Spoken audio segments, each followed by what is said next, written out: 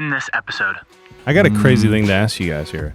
Do you think, because we're talking about 18 to 23-year-olds making some pretty substantial financial decisions, all right? Up in that Lambo, bro. Right? I mean, they're making some pretty substantial financial decisions. And I can only assume, I've never been in their shoes, but if you're some of the top dogs in the country, I mean, you might be getting offered $800K here, 1.2 here, 1.1 here, shoe deal here, car deal here.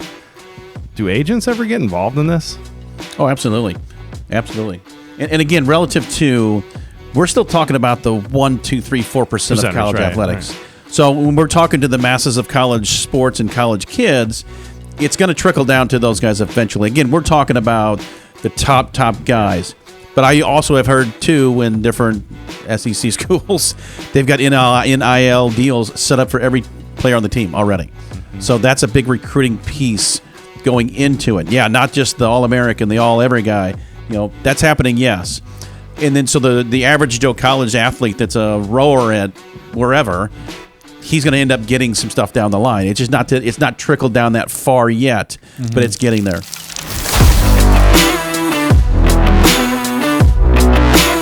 What is up, everybody? Welcome back to another edition of The Closing Pitch. My name is Spiker Helms, and this is a show about people, culture, and how to create a winning lifestyle. This episode is literally going to be just about baseball, but more of the culture aspect and how it has evolved over the last, 10 years, I feel like, even 20 years, just the transfer portal rules, NCAA. We had actually Waldorf back about a year ago talking about compliance. Talking about compliance and the rules. And it's just, I find those are out the window. Yeah, completely out the window. Like, if you listen to that episode, might want to rephrase it now. Yeah, and he actually called out the NIL was going to come out, name, image, and likeness, and he said that's down the chute, and then it's here. And now it's the wild, wild west. Players can make money, and we now have the transfer portal, which is the topic of the conversation, which I think is a super important conversation because back when COVID was happening, we gave you guys the tactical guide. And then when Evan came on board, we gave you the revised version. I'm kind of viewing this as the version 3. Chapter 3? Yeah, chapter 3 of the tactical guide to recruiting. Is that a fair assessment of this episode? Could be. It's just kind of understanding the entire landscape as it's changing so dang fast. Yeah, it's extremely important to know what's going on because a lot of high schoolers do not know what's going on. So a lot of college guys don't know what's going on. Exactly. I'm not sure we know what's going on. There are a lot of college coaches that don't know what's going on either. A lot of college coaches are kind of, what in those? Oh my God. Do you think there's someone in the NCAA that's just in the back room you know what? I want to make this rule up, and then he just makes the rule up, and then that's what it seems like. Who knows? I mean, it's there's no rule. It seems like there's no rules right now. They're trying to give a lot of autonomy, try to get a lot of power to the player, power to the student athlete, and which is great, which is good. But there's nothing governing it right now. You can only do this. You can only do that. It's get what you can. There's nothing wrong with regulation. There's nothing wrong with rules. But it's trying to be fair to the student athlete because as a student athlete, if you get stuck and you don't make the right decision, you're pretty much down the creek. When I was playing, it was I'm stuck with this coach that I don't like at all. I can't make a move. And we always thought why can't we just do 1 year of transfer and then now it's here? But it doesn't seem like that's the right decision either. Well, what's kind of seemed like to me over the past 2 years especially is prior to that, it was an over-regulated, overruled, just everything had a process to it. The compliance officer played a humongous role in everything that they do. And I mean, in order to get anything done or transfer or do this, you had to go through 8,000 loopholes. I mean, you lived it. So, I mean, it seemed like it was over-regulation. And then all of a sudden, it was a day and time, and the NIL happened, and the 1 year free transfer, and boom, everything's open. And let's just wait for the negative press to hit. The floodgates opened, and now it seems like the wild, wild west. Do you think the NCAA plays game theory in their heads? If this happens, then this is potentially what could happen? Or do they just make the rule and then see what happens? And then no, I just think they're one, underfunded, two, understaffed at the NCAA. And I have no idea. I'm just off the cuff with that. But it just seems like whenever there's a ruling, it takes 2 years to figure out if this guy broke the rule. Why does it take 2 years? Why does it take a year and a half? Now you're just waiting on back in the day, if this guy, did whatever wrong, the investigative part, it just took forever type of thing. The same thing with the rules. I mean, there's just a 1,000 rules in the book that you got to figure out and tiptoe around, which is obviously leading to a bunch of talk of the top 50, 60 schools saying we're going to break off and do our own thing. We're not going to basically have rules. We're going to just go. I think that's part of it that's coming down the line too. With this NIL thing, it's like we said, there's no rules. There's no governing body right now about that. I think it's getting to the point where it's going to come down the chute where the colleges are going to have control of those things. I think there's talk in legislature out in California that basically started all of this with the NIL, that they're trying to get a law passed to where the schools actually take in the money and they divvy it out to the student athletes. So it's not just going to be the schools saying, okay, you can do this. It's all going to funnel through the schools. And the schools have to okay it at this point.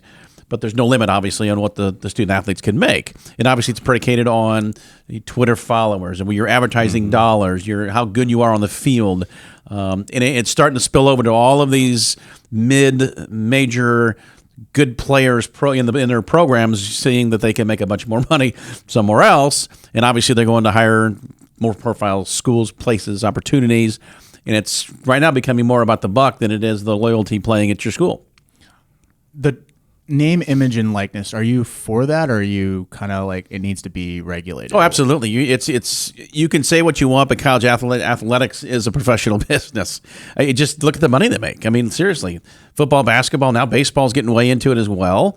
There's a lot of money to be made. Those schools are making money. The other side of that too now is once you start making that money, and if the schools start regulating, the money that you get. A lot of that money, the donor dollars that come in, those fund the softball program. They fund the rowing program, the whatever else Olympic sports. Yeah, because then your other sports are going to. So now all of a sudden, if you start regulating all those dollars and you actually reallocating those dollars to other places to student athletes, right now the colleges are spread thin with trying to fund those other programs. That and the big football games, the 6 Saturdays that you make X amount of dollars, millions every fall, that goes a long way to your entire athletic department. So there's going to be a whole lot of different ways to make those athletic departments go to work. There's a ton of things that go into it. I hate to be the bad guy here and say well, let's just axe the sports. What's the purpose of having all these different sports? Let's have rowing, let's have crochet, let's have knitting club on Fridays. Why are schools required to have these other sports if the sport is not as popular as the other sports? I'm just thinking. Are you saying popular or profitable? Popular, athletes. Most of the Olympic sports are not profitable. I don't think most college sports are not profitable. As far as getting into the red, they're not profitable. But I guess but there are bringing schools and bringing students into your university. So then why do they have those other sports? Is it just they're bringing it in because it's going to have more diversity in the student body, or is it I just don't understand why they have let's put another sport on. Let's have 40 sports in our school. What's the reasoning? Well, if you have too many, obviously it's going to spread yourself way, way thin. But I think it's more of a culture. It's more of just kind of how college athletics have always been. And plus Title IX plays a part into it as well, too. So you've got to be able to equally be offering equal amount of sports for men and women, which is a great thing. Yeah. So I think that plays a big part of it in it as well, too. But you've got other universities that take the approach like you're talking about, have less sports, put more of their dollars into less sports and be more successful. Do they allocate different money towards other things outside of sports, different clubs? Are they? That's what I'm just trying to wrap my head around. Is they have all these different sports. They're all not making a profit. That's a loss on their balance sheet, basically. So why would they do it? And I guess it's just they're going to spread it out to different clubs as well. It's because I just don't know. Yeah. I haven't been in the athletic department. I don't know either. It's one of those things where it's either you're bringing a lot more residual effect part of those into your school. That's a good question. I don't have the answer to that. I can't assume that. Obviously, a vast majority of collegiate sports operate in the red, like Evan said. I mean, very few sports are profitable, and very few sports are extremely profitable and make the university a lot of money. The only two that I really know are football and basketball. I mean, baseball for the most part across the country is in the red sport. I mean, you're not making money. Maybe very few programs are, right? And then you look at all the other programs. Yeah, of course they're operating in the red with travel expenses and coaching payroll and just everything else that they bring in. But I think you got to look at it this way too. I don't think universities are setting up those programs to overall operate in the red. They're going to make their money somewhere. They're going to make it through tuition. They're going to make it through the students that come in because of that, because their friends are participating in sports there and everything else that the culture brings. And that's where they're going to build that. I mean, you just ask a normal student who's not playing athletics, would you rather go to a school that has 6 sports and isn't really notable, or you want to go to the University of Alabama? One of the things that I was at Mizzou when Mike Alden was our athletic director there, I've said this a few times, he took the approach that the athletic department was the front porch to the university. And if the front porch is cool, looking good, you want to sit on the swing and hang out in the front porch, then you're going to want to be a part of it. And that's why a lot of those sports are there. The football, the basketball, the softball, all of the other swimming, diving, soccer, the whole shooting match, the holistic approach. It's a fun place to be. I want to be a part of that. I want to be a part of a winner. I think that's the biggest thing that brings to mind for a program. And it just, again, has residual effects into the business department, the marketing department, the medical field, the whole thing. Everybody wants to be a part of that and be a part of that community. I think that's probably the reason for it. Mm-hmm. Let's go switch gears to transfer portal, which is the main portion of this conversation. We touched on the NIL. What Dave came up with the article, right? Or was it you, Pratt? Which one? The SLU player. Oh yeah, I mean it's wild. So when did this happen? When did the free year happen? Was that 2 years ago when COVID hit? Yes. So when COVID hit and everybody lost a year of technical playing or time or eligibility, the NCAA granted those back. So nobody lost 1 year of eligibility.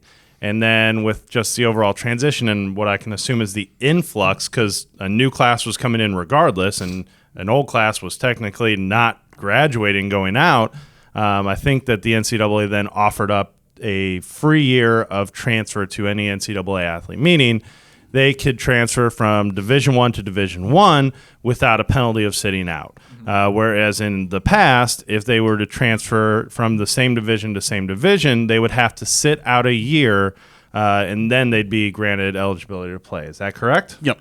Okay.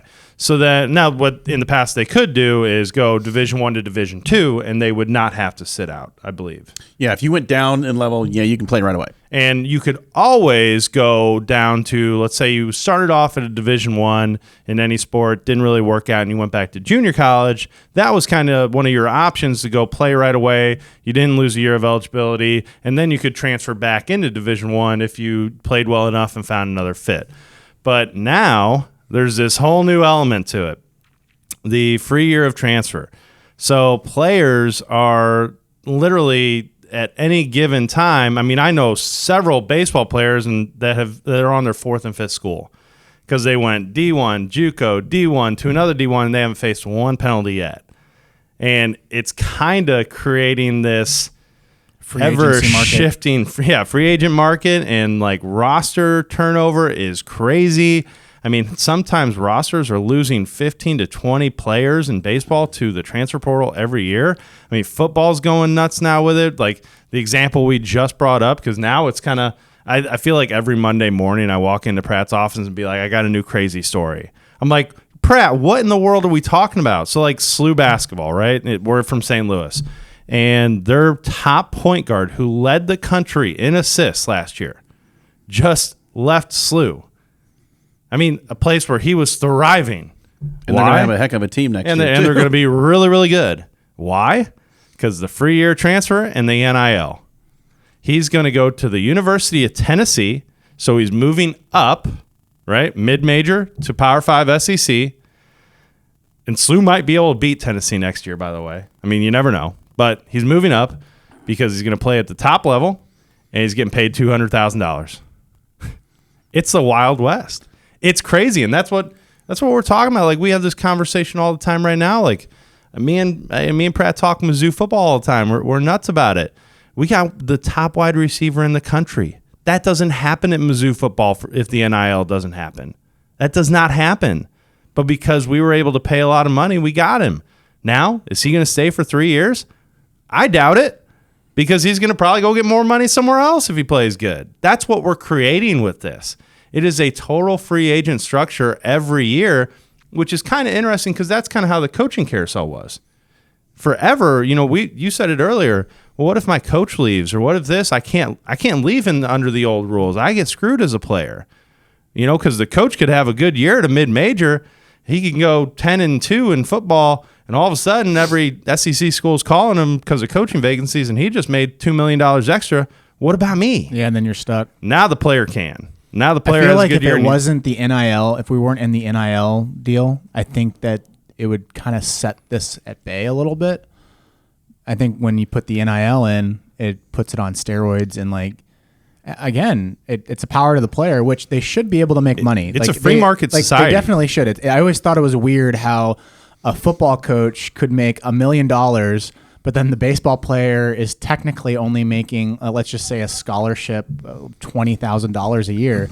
He's only making $20,000 a year, and you're at the top level. You are the top 5% of human beings that can play a game at a very high level, and you're only making $20,000. And you walk into the bookstore at your school, and your jersey's hanging there with your name on it and your number of your jersey, and they're selling it for $55, and you're going, what do I get? Yeah.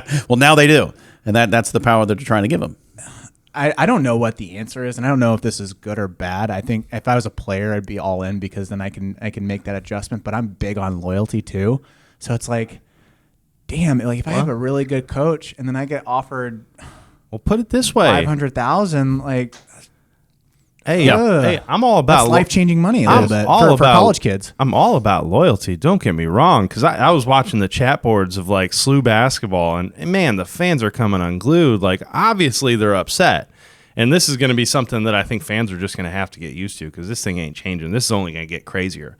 But I would ask those fans, hey, if you got offered another job that's going to pay you $200,000 more next year, what are you going to say?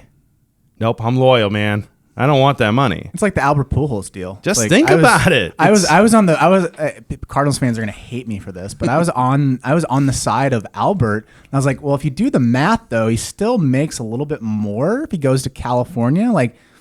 That's sure. And someone's going to say, well, it's millions of dollars. How much money do you need? And I'm like, yeah, I get that, but when he's done, he's done.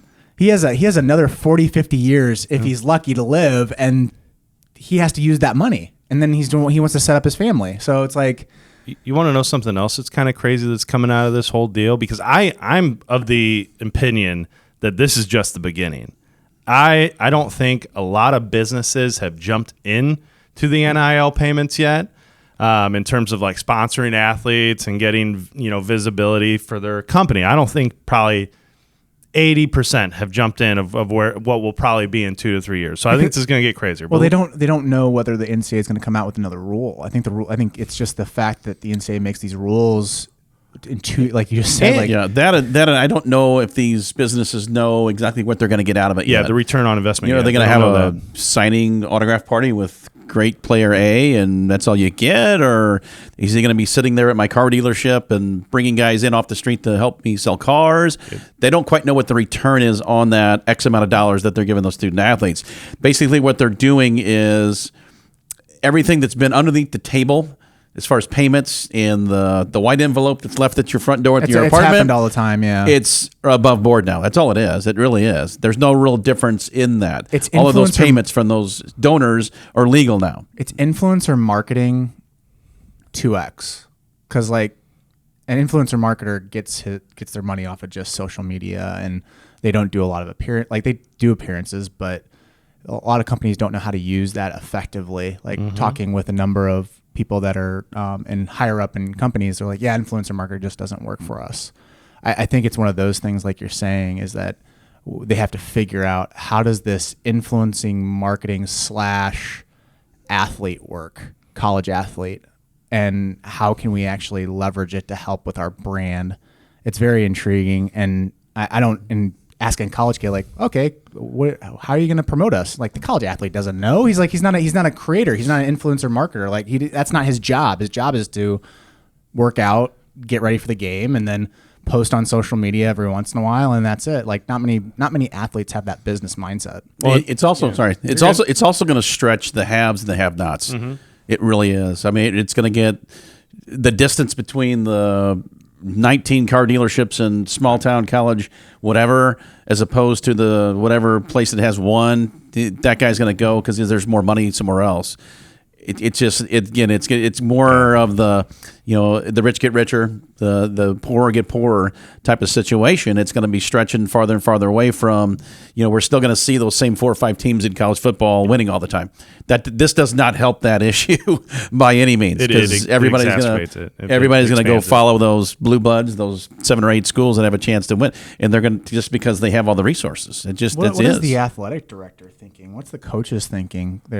How do I get more players, better players, if this is in that position? Because I'm thinking of like SMU. Remember SMU? They Absolutely. Had the death penalty. They were a small school, but then they were able to get all these players to come in. Obviously, they were cheating. They had those technically NIL deals. Right. Couldn't someone do that for a smaller school? Absolutely. If you have the resources, sure. And to what relative length, though? I mean, you need 100 of those, 1,000 of those guys at the bigger schools. That you're competing against, everybody else, and then you get all of those guys that have $100,000, let's say, or whatever the number is. You get all of those guys giving every student athlete $100,000. Well, I'm going to go there.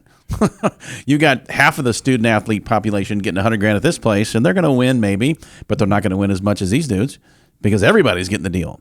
Well, and I'll put it this way too, like a lot of the big Power 5 athletic departments have now fully invested into hiring people to just run NILs, just run funding, just get that sponsorship set up, just get advertising set up. I mean, you're looking at the Alabamas, the LSUs, the big name schools in the country that have a whole team of people collecting deals for their athletes right now. They literally made a business development partner. Yeah, it's all it is. That's what they did. and they're gonna it's a whole advertising marketing department around that. And then you have schools who cannot put funding into that. Like I read an article, St. Louis University, to my knowledge, did not have a person working on an NIL deal yet. Now they probably will soon, but they don't. Now D2s, you bet your butt they can't do that. Very, very few, but they don't have the budget to. So the haves and have-nots separate. You're going to have someone that has a business mindset at an education institution to know exactly what to do. It all comes back That's what's going to have to happen. It all comes back to ROI though on it. Return on investment. That there are going to be some donors that are just have mega money and they just want to see their alma mater and favorite program win. But the vast majority of money, if I had to guess, it's pouring into the NILs, or that will pour into the NILs, will be because they've seen case studies and examples of how that athlete has influenced and now projected a more profit for that business. That's what they're going to do. If all of a sudden some people can start to prove that by sponsoring these athletes and having them be influencers and advertising with them, it's brought return and got them into a younger audience who follows that athlete, well, then more people are going to flood the market. It's going to be real hard to put a cap on this thing. Incredibly hard at this point, because basically they just flip the switch and it's wild, wild west. Do what you need to do. There's no limit. How do schools, how do universities, how do student athletes deal with possible limits coming down the chute? Because it's obviously our country's a free enterprise system. You get what you can get. You make your own business. You make your own way. You carve your own path in life. How are you going to be able to limit that with these schools and universities? Because the buzzers are going to go crazy. Well, I'm interested to see just how they put a cap on it. And I don't know if they're going to be able to put a cap on it. But if they put a cap on it, then guess what the conferences are going to do? They're like, all right, we're out. See ya. Where we want to have that leverage. Yeah, they definitely do. They have the TV deals. They have everything.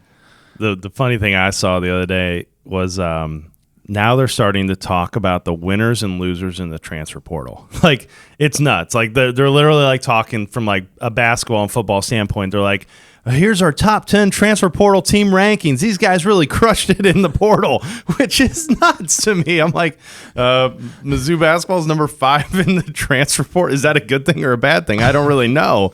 But like the way I envision it is like the buzzer is going to go on the last second of the last game, and you're going to wake up the next morning and they're going to be like, all these athletes who just won the Natty are getting recruited by all these other schools to go because they're getting offered this, and this. And the national championship team just lost their 5 starters to NIL deals. Like, that's what I envision the craziness of how it's going to go. And then it's simply put, it's a trickle-down effect. We talk about this nonstop because, like, everybody thinks the NIL is just going to affect, or transfer portal is just going to affect the big schools. It's all trickle-down. You know, the big schools are going to pull the top dudes from the mid-majors, like that SLU guy to Tennessee, or, you know, Missouri State's Friday night guy is going to go pitch at Tennessee next year, or Florida, or whatever. You know, it's just going to happen. And then what does the mid-major have to do? Are they just going to sit there and say, oh, woe is me, sucks to suck, we lost our guy? No, they're going to go pull the next guy from the next level down, or find the low mid-major to the mid-major, or go pull the Central Missouri's top pitcher or top center field. They're going to pull him. Well, think about this. Think about a college baseball coach. If I have a good team, I'm a mid-major, Division II, III, really good program. That's not the Power 5. It's not I don't have the super budget that everybody else has, but I got a dang good thing going. I want to develop my student athletes. I want them to get out there and play and develop. I'm not going to send my best players out in the summertime to play. There's no way. No. You're not going to go to the Cape. Trying Sorry. to hide them. No, you're going to stay here on campus and work out and lift. I'm not going to let everybody else take a peek at you and look at you and go, hey, come to my place. It's just not going to happen. So now you're hurting the development of the player. So there's a lot of different. With this transfer portal NIL thing. You're limiting the amount of high school kids are going to be able to go to college. The opportunities are a little bit less. Maybe I get 7 or 8 or 9 or 10 usual high school guys every year. Well, I'm only going to get 5 or 6 because I'm going to get 5 or 6 more portal guys. I want that instant. So me as a college coach, I got all kinds of different entities working against me, working for me to help my team get better. And it's a shame because you can't develop those guys in the summer when it's a huge. You remember a lot of summertime play? That's a huge development piece. And now you're trying to find ways to keep them on campus and keep them hidden from everybody else. You don't want them to leave. Do you think it's going to evolve into where there's going to be a front office staff where the coach doesn't really recruit anymore because it's because money's involved and there's transfers now? Because if you think about professional baseball, the manager's completely removed from making decisions on what players they should bring onto their team and what players they shouldn't bring onto their team. It kind of helps them because they're able to manage the game a little bit better and develop players a little bit better. Now, the pressure of the college coach there's a lot of pressure. I got to, A, develop my guy, B, try to create a winning team, and also C, the guy that I just developed to help us win the team, help us win, could be transferring. You got to keep recruiting him even though he gets to your place. You really have to. You really do. It's a combination of being the GM / development coordinator / sales team. Oh, it's crazy. Just think there's no 2-year deal anymore. That's not even a thing. There's no 4-year deal. It doesn't work that way where you kind of walked into a baseball scholarship as a freshman and, unless you're at a very high Power 5 or something like that, you're not getting your scholarship. You have to do something to totally get it revoked. It's a 1-year deal now. You know what stops this? Is contracts. That's what stops it. That's what stops the transfer. It's all right, we're going to give you the NIL deal, but you have to commit to us for 4 years. What kid's going to do that? Probably none right now. I mean, what happens if it's $32 million?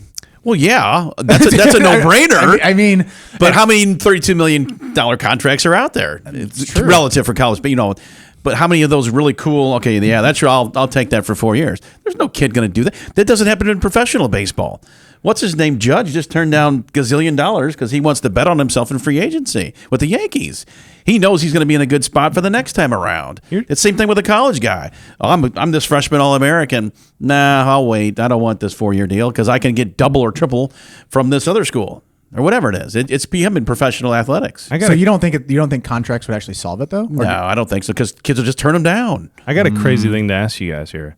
Do you think, because we're talking about 18 to 23-year-olds making some pretty substantial financial decisions, All right. Up in that Lambo, bro. Right. I mean, they're making some pretty substantial financial decisions, and I can only assume, I've never been in their shoes, but if you're some of the top dogs in the country, I mean, you might be getting offered $800K here, 1.2 here, 1.1 here, shoe deal here, car deal here. Do agents ever get involved in this? Oh, absolutely, absolutely. And again, relative to, we're still talking about the 1, 2, 3, 4% of college athletics. Right. So when we're talking to the masses of college sports and college kids, it's going to trickle down to those guys eventually. Again, we're talking about the top guys. But I also have heard, too, in different SEC schools, they've got NIL deals set up for every player on the team already. Mm-hmm. So that's a big recruiting piece going into it. Yeah, not just the All-American, the All-Every guy. You know, that's happening, yes.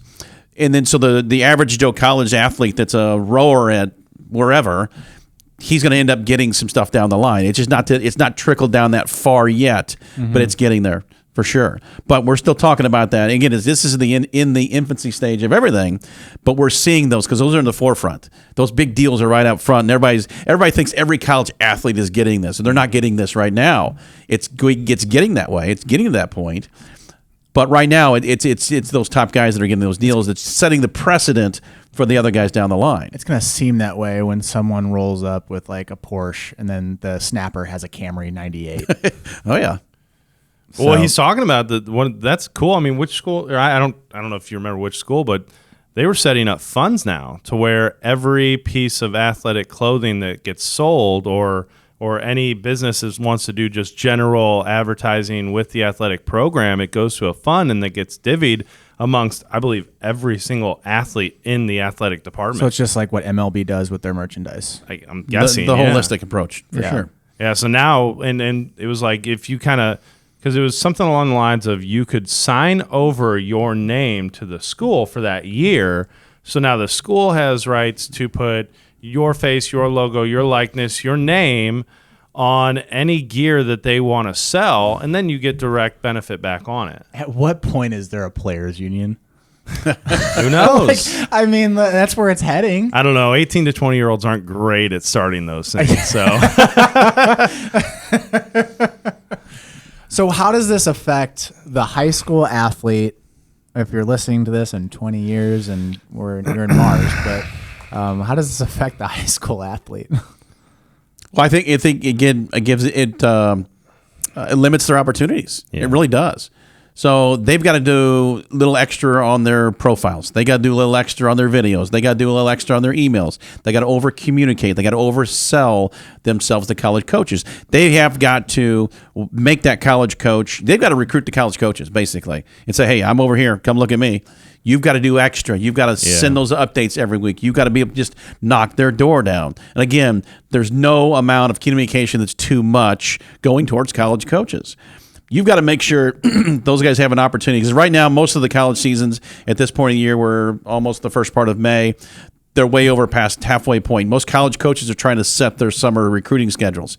And they're talking to kids right now, I need to go see Johnny on the first opportunity I have on the first weekend of June because that guy's my top priority. I haven't had a chance to go watch that kid pitch or play or whatever it is. So I need to go find him in wherever, Indiana or whatever tournament he's at. So they're setting their schedules right now. So you need as a player to over-communicate and oversell and just bug those guys and have great communications with those guys to make sure that you entice them to come out and watch you play in the summertime. How many oral commitments do you think are going to get dropped because of this transfer portal? Well, you're just not going to have as many. I'm just thinking like when it gets to the crunch time and they're about to sign their junior year and the coach at the very last second says, "Oh, sorry.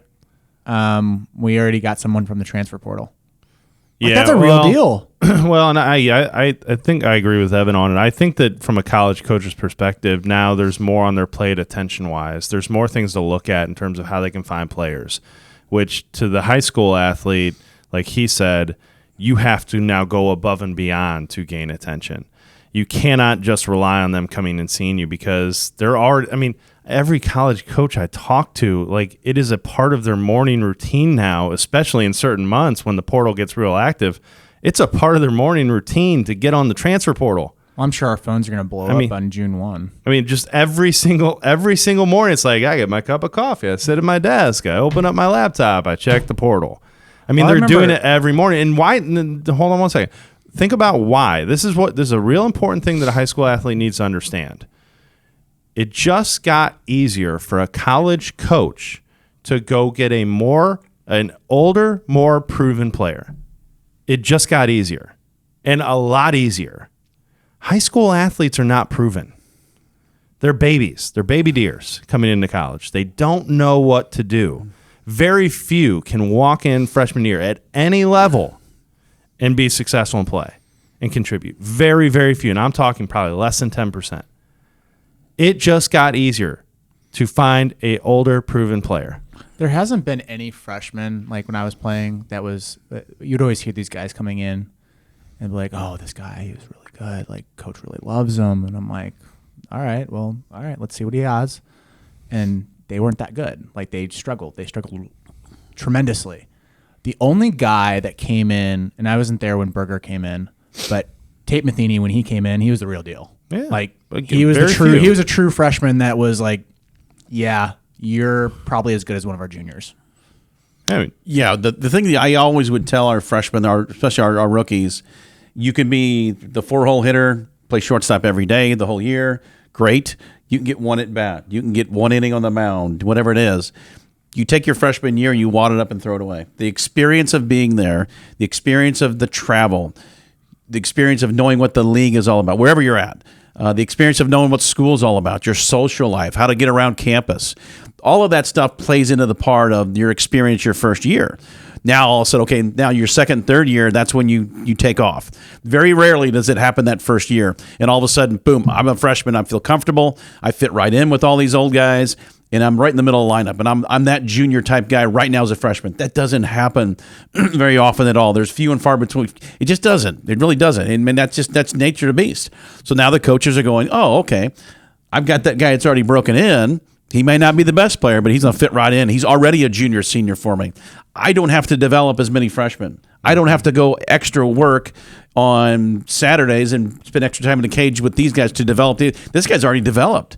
It actually makes my job easier. As a coach, I like the development part. I like being in the cage. I like helping those guys get after it. That's where those rookies come in and the young guys come in. You still need to have those because you need to obviously fill your program with some of those guys, but it makes it a lot easier for the coach. But also makes it a little tougher because you got to watch not getting too many transfers. Mm-hmm. Then all of a sudden you become a school where you get 20 transfers every year. Every year you're cycling out new blood, new rosters. And it's one of the biggest things that's hard to do for colleges is to create that team chemistry. I think coaches in colleges really need to work on that team aspect, especially in the fall when a spring sport's easy because you can the entire fall and winter to get that team chemistry going, that camaraderie, the team building, all of that stuff. Fall sport's a little tougher because you got a couple of weeks in the summertime, boom, you're playing in August or whatever it is. So the winter and the fall, the spring sports have a little bit easier on that end. I think the big team chemistry part of it is hugely important for your guys to mesh. Just like this year we talked with Missouri basketball. Mm-hmm. They're going to have 8-10 portal guys. Well, they're going to need the summer. They're going to need the fall. Who are you? Well, how do you play? What do you do in this situation? It's going to take time. It just does. That's just college athletics. So that's one thing that's going to be a detractor to the team aspect part of it and winning baseball games. It's, you know how it is. Whenever you get you can get 9 just Bulldogs, dirtbag type players that may necessarily not be the greatest players, but those dudes are going to win. How do you get to that point with guys that just don't know each other? You have to fast forward that process. That's tough to do. It's because in the past it was you had the JUCO guy, which was you basically rented him for 2 years, mm-hmm. and then you have the freshman, which then you have for 4, potentially 5 years. Now you have this other category, which is the transfer portal, which is now 3 to 4 years. So it's like the cycle is now changed. How does a coach divvy up his roster on percentages? Because I know from a junior college standpoint, you didn't want it to be like above 50% because then you're just out there recruiting again for the next 2 years. Just trying to get your pipeline right to make sure you're stable. How would a coach go about that now? I don't think there's an answer to that. Yeah. There is no answer to that because what happens whenever you're 6 sophomores, let's say, that have been starters as freshman, sophomore year. Let's say these 6 guys are the best, and all of a sudden 5 of them just play like dog and they're not good, or they get an injury, or you get a family situation. Now you're out 4 of them. Boom, all of a sudden you got to go find 4 dudes. You're not going to fill them in with freshmen. You're going to fill them in with the portal. So I don't think there's an answer to that. I don't think you get, okay, I need an X amount of guys this year. I need X amount of, because this guy's going to graduate in 3 years. I need to plan for that guy being gone in 3 years. Well, that guy may leave next year. And all of a sudden, it's just on a daily whim. It's on a yearly whim. It's a semester whim. Some guy might just tank it grades-wise. Family problems. Who knows? I'm just thinking like the clubhouse conversation. You don't know. I feel like it's going to be a clubhouse conversation when it's like the salty senior. He's like, oh, he's a pure blood. He's been here forever. Yeah. And then you'll have the portal guy. Oh, that guy was a portal guy. Like, oh, that guy's 100%. A JUCO guy. Like, it's definitely going to be. There's going to be some smack talk going on in the clubhouse. And to go back to what you just said here, and I think this is an important thing for a high school athlete to understand, because I really think they need to understand this. With the addition of the opportunity from a college coach standpoint to go into a transfer portal and fill 10, 20% of his roster every year with instant impact guys, that limits the available options and opportunities for high school athletes, especially those fringe guys. Okay, those fringe guys that maybe were fringe D1, fringe D2, that would get those offers to walk on or preferred walk-ons, or, hey, he's got some tools and let's bring him into this Division I. He'll get a chance to develop and build, and maybe he'll be a player for us. Those opportunities, I don't believe, are going to be there.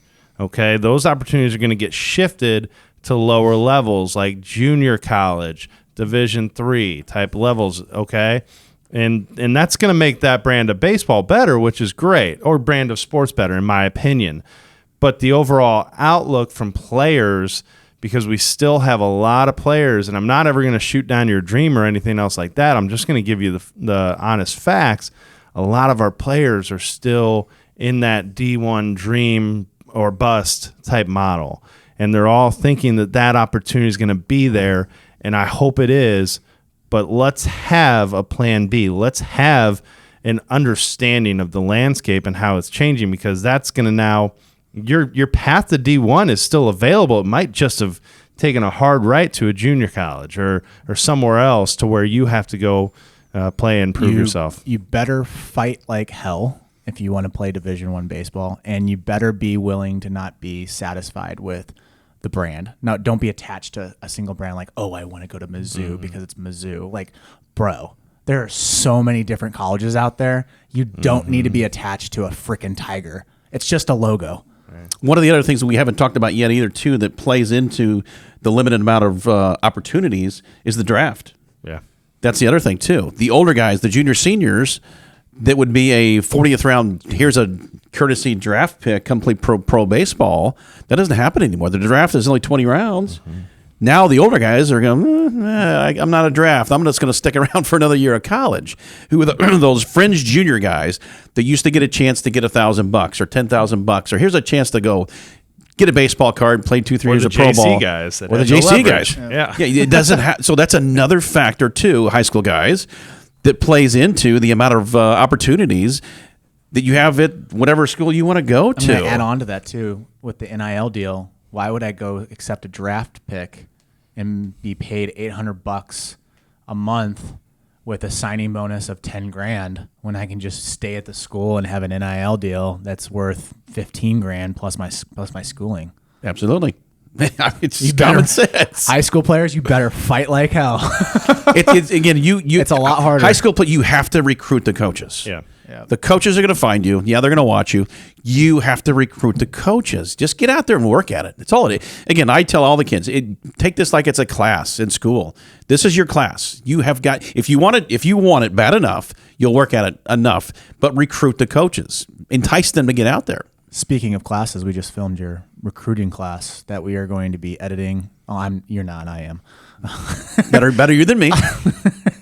And we're going to be putting that on the VIP. So Tigers who are listening, we are going to be posting that up. I have a feeling it's going to be a 2-month project. Me and Drew are going to try and knock it out in a month. But anyways, any other thoughts on this? No, my last thought is this: like, if you're a high school athlete or even a parent of a high school athlete, and you're listening to this, I can try and put myself in your shoes, and you're probably like, well, what are we supposed to do? Like, I mean, it sure as heck seems like I just listened to your recruiting service conversation. Now you're putting this stuff on me. It sure seems like, man, the opportunities are few and far between anymore, and that my son or daughter just literally has no chance. Well, that is not what we're saying. I think the opportunity is still the same out there. If you want to find a place to play, it's out there. There is always a place to play. It's just a matter of you being attached to a brand or a logo that's fast in your head, and you're trying to get to that logo. It's like there's only so many spots for that logo. I just want you to understand, and I think that it's beneficial for the family and the athlete to come to grips with this, is that the landscape is changing. You better know what is changing, how the ground is shifting, how the rules have now changed the way college coaches approach recruiting. Because if you know that, then you will ultimately know where to put your attention at, okay? It's no good putting your attention into a place that has absolutely no possibility of becoming a future for you. It's a waste of time. You know, it might be a dream, but it's a waste of time. And so it's really important to understand that landscape, because it can help you make some very educated decisions for your future. No, it's tough. It really is. Same thing what Dave was saying. But there's a place to play if you wanted to play. And that bottom line, it's just a little bit tougher. That's all it is. It's just a little bit tougher these days.